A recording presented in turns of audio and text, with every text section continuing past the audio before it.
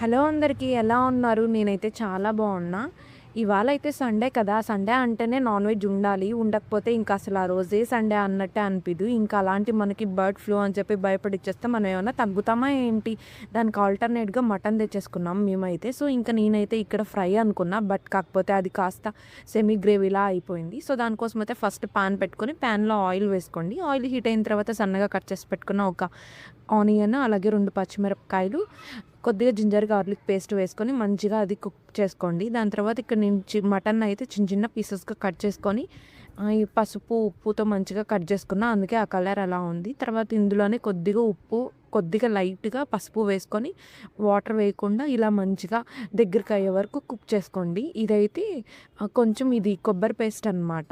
దీన్ని కూడా కొద్దిగా ఏసుకొని మంచిగా ప్లేట్ మూత పెట్టేసి ఒక 5 మినిట్స్ అలా వదిలేయండి. దాని తర్వాత ఇందులో నేను కొద్దిగా లైట్‌గా వాటర్ యాడ్ చేశాను.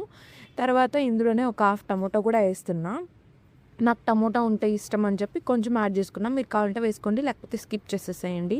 ఇప్పుడు ఇందులోనే కొంచెం చిల్లీ పౌడర్, అలాగే కొద్దిగా ధనియాల పౌడర్ కూడా వేసుకొని ఇంకొకసారి ప్లేట్ క్లోజ్ చేసేసి కుక్ చేసుకోండి. ఇప్పుడు ఇదైతే మెయిన్ ఇంగ్రీడియెంట్ అనమాట. దీన్ని కావాల్సిన పదార్థాలన్నీ నేనైతే కామెంట్ బాక్స్‌లో పిన్ చేస్తాను. అది కూడా వేసుకొని ఒక 2 స్పూన్స్ తర్వాత మటన్ మసాలా వేసి ఫైనల్‌గా మనం కొత్తిమీరతో గార్నిష్ చేసుకుంటే టేస్టీగా ఉండే మటన్ గ్రేవీ అయితే రెడీ. సూపర్‌గా ఉంటుంది టేస్ట్ అయితే. చపాతీ లెక్కైనా, రైస్ లెక్కైనా. నాకైతే కొంచెం స్పైసీగా అనిపించింది. కానీ టేస్ట్ అయితే చాలా బాగుండిందనమాట. ఇంకా మా తమ్ముడు చూడండి ఓవర్ యాక్షన్ ఎలా ఉంది చెప్పమంటే చెయ్యి అడ్డం పెట్టేసుకుంటున్నాడు. ఎనీవే బాగుంది అని చెప్తున్నాడు. మీరైతే నా ఛానల్ సబ్స్క్రైబ్